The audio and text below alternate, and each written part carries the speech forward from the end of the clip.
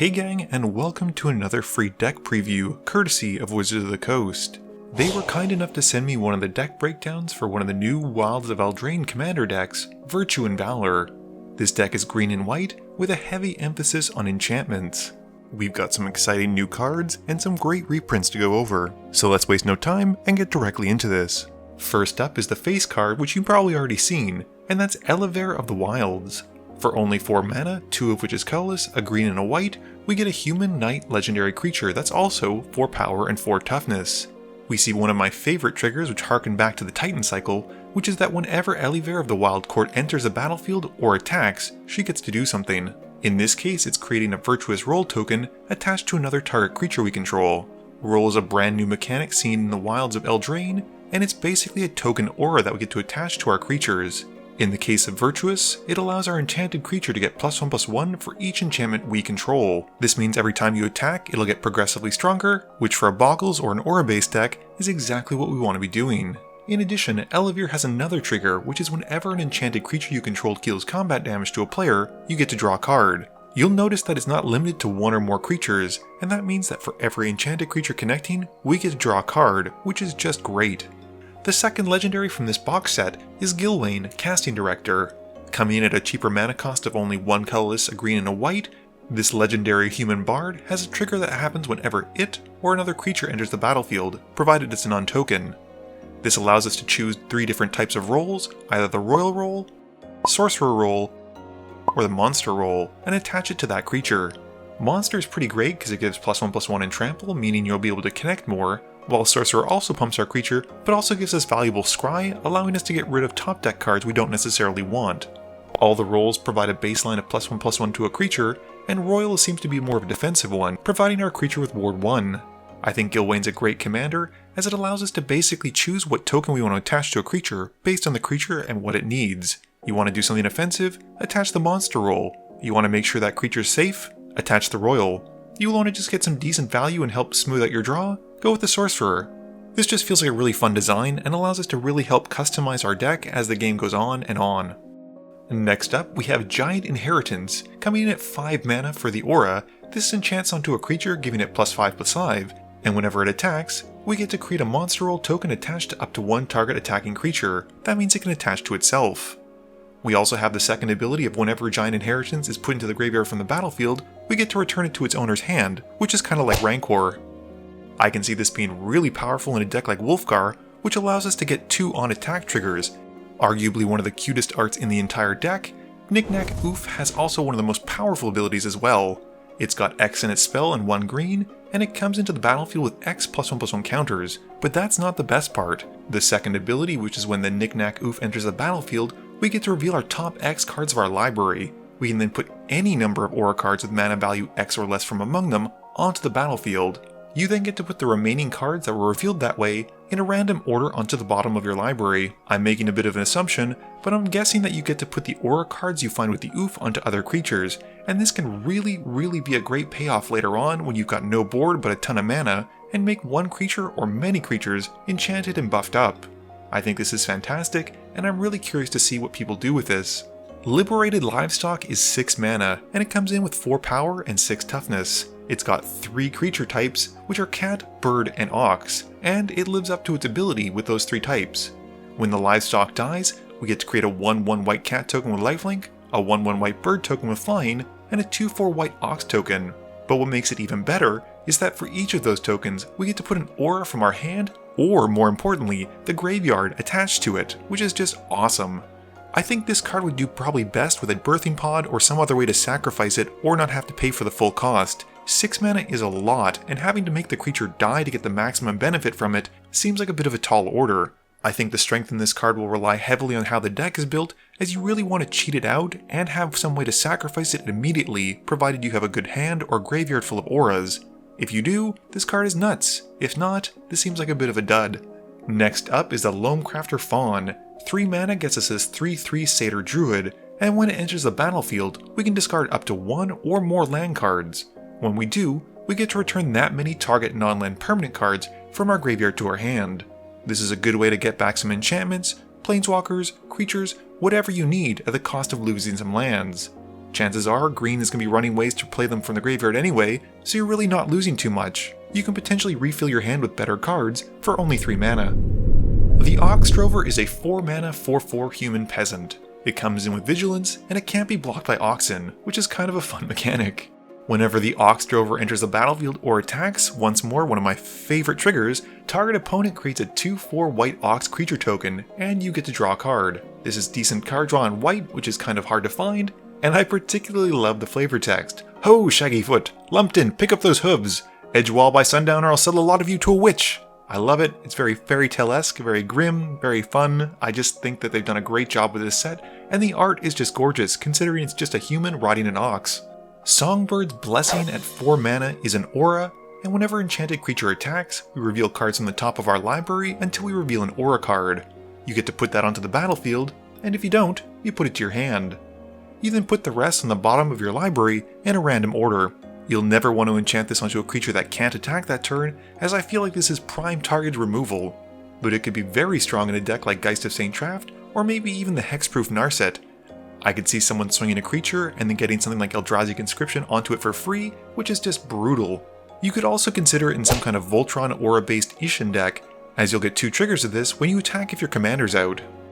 We've got another legendary creature, although this one is uncommon, with Sir Armont the Redeemer. I'm sure a lot of people remember the Sir Knight cycle from the original Eldraine, especially Sir Conrad, and Sir Armont is a continuation of that cycle. When she enters the battlefield, you get to create a monster role token and attach it to another creature you control. We already know this pumps our creature by +1/+1 and has trample based on the token I showed you earlier, plus the reminder text, but the second part of Sir Armont's ability is also very good. It's just a generic pump for all other enchanted creatures, but that's not too bad for only 5 mana. Plus it comes with the absolutely stunning artwork of Magali Villeneuve. Green and white are very good at allowing us to draw when it comes to enchantments and auras, and the Tanglespan Lookout just adds to that.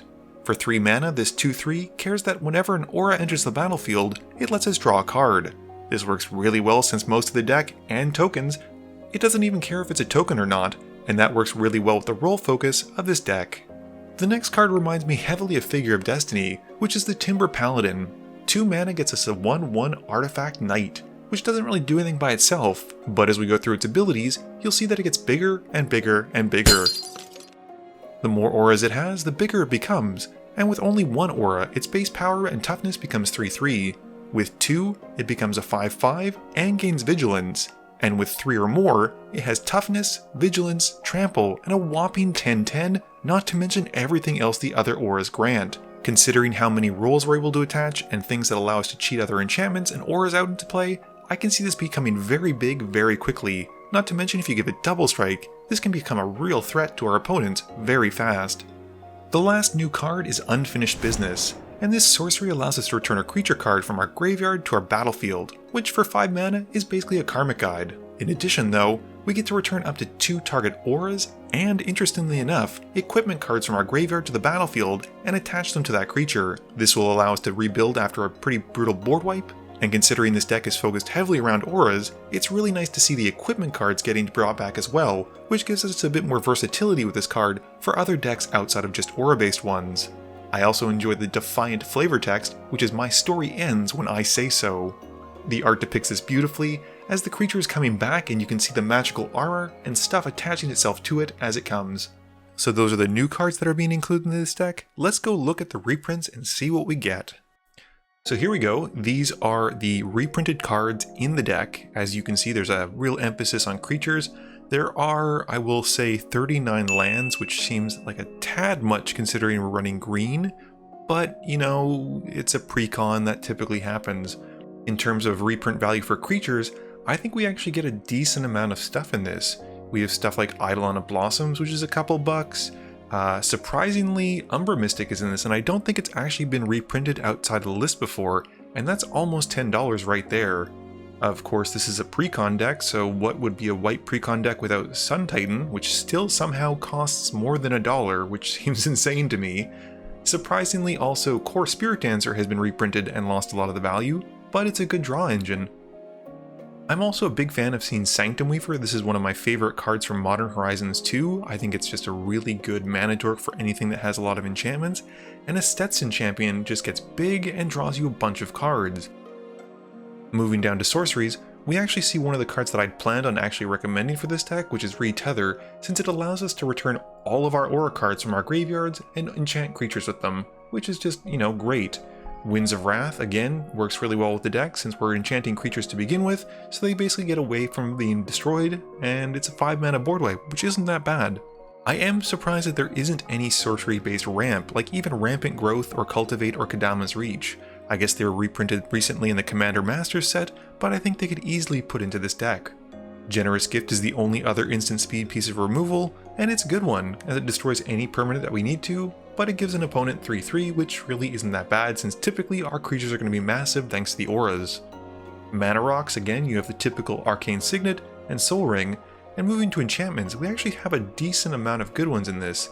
Ancestral Mask is worth a couple bucks, Angelic Destiny, again, worth a couple dollars, Bear Umbra, which I feel like has been reprinted like several times, still somehow commands a $9 price tag, but it's fantastic. You also have Daybreak Coronet, again just a really good aura that gives us a lot of abilities, and Enchantress's Presence is here, which is a very strong draw engine for this kind of deck. One of my other favorite cards in the deck, other than Ethereal Armor since it makes our creatures so big so easily, is Sage's Reverie, which is basically the armor, but it also gives us draw, which is just great. I'm also surprised to see Utopia Sprawl in this deck since it's like $7 and it's decent ramp, so I guess they decided to go with aura-based ramp as opposed to sorcery speed. As I said before, there are 39 lands in this deck, and typical to Commander Precon decks, they're basically what you'd expect. Myriad Landscape, Canopy Vista, Castle Ardenvale, Command Tower, Fortified Village, Croson Verge, and Temple of Plenty have all seen massive amounts of reprints in these decks. The surprising one to me anyway is Hall of Heliod's Generosity, which not only is very good for the theme of this deck, it's also like almost 15 bucks. This is great. This is an actually decent card that they reprinted in this deck, and I'm really surprised with it. Sure, I'd love to see a Temple Garden in this deck, but I think this is a good step forward. So yeah, the reprints are pretty sweet. And moving on to the next section of this video, which is something that a lot of people have been asking for, I'm going to recommend a few cards that you can consider picking up to add to this deck. I'd strongly consider looking at Danitha New Benalia's Light as a way to basically be able to play with our graveyard for these things, as it allows us to cast our equipment and our aura cards from our graveyard, which is frankly very helpful since typically our creatures don't last very long, or if they do, we'll win the game. I think Rancor is always a good aura if you're playing some kind of Voltron deck that cares about enchantments, and Sith's Harvest Hands is another enchantress-based effect which allows you to gain some life and draw you some cards. While not necessarily an aura, I think Lion Sash is a fantastic white card as it provides us with valuable graveyard hate against our opponents and at the same time helps pump up our creature and or Lion Sash itself. You'll definitely want to consider picking up an Idyllic Tutor as it allows us to go and find an enchantment, and if you've got a bit more money to spend, Enlightened Tutor does the exact same thing but at instant speed and to the top instead of our hand. I definitely think you should emphasize cards that have trample, so Armadillo Cloak is great, plus it gives you pseudo lifelink. And if you like Armadillo Cloak, you can definitely play Unflinching Courage as it's basically the same thing. We also want to protect our enchantments, so a card like Sterling Grove can go a long way, providing us both with Shroud onto our enchantments so they can't be removed, and being an additional tutor should we need to find something later on and put it on top of our library. Naturally, another card you might want to consider for this deck is Sigarda's Aid, as it'll allow us to cast our auras and equipment as though they had flash, meaning we can save our mana for other people's turns and respond if we need to, or pump up our creatures for a very lethal swing on our next turn. And lastly, I would strongly recommend picking up Lightpaw's Emperor's Voice. Not only are they a 2-mana 2/2, they're a great target for auras, or just to have on the field when you cast auras, as whenever an aura enters the battlefield, we get to go and find an aura with mana value less than or equal to the aura, but with a different name, and since this is Commander, that's basically every other aura. So yeah, thanks to Wizards of the Coast for sending me this free deck preview, and I really enjoyed this deck. I think there's a lot of potential, and it seems like the direction they're going for some of the inclusions is definitely in the right way. Do you plan to build Eliver or Gilwain? Are there any deck exclusive cards that you plan to put in your other decks? Let me know in a comment below. And as always, thanks for being here with me, and don't forget, friends are just opponents you haven't eliminated yet.